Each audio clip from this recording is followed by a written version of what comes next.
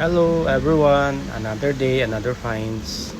So, ngayong araw, share ko lang itong aking mga betta fish. So, ito pala yung aking unang betta fish. Ayan. So, pangalawa naman ito.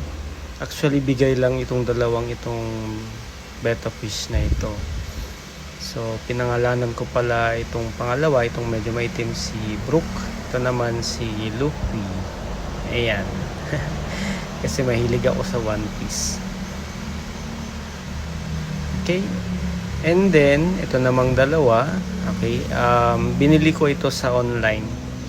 And if you want to buy also, pwede nyo akong bisitahin sa Facebook o kaya sa YouTube. Mass Pines. And then also, ito naman yung aking panglima. Yan. Ito naman si Chopper.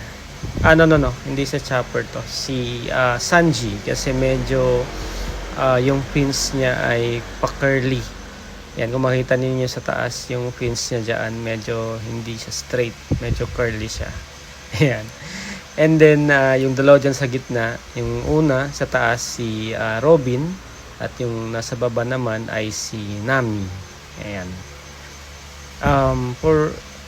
If you want to buy, dito sa TikTok wala akong link na pwedeng ibigay kasi bawal siya.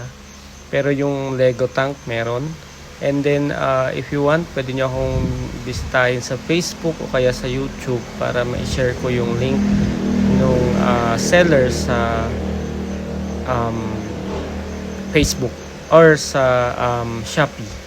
Okay, doon kasi meron akong nakitang seller na mabait at magaling yung packaging niya.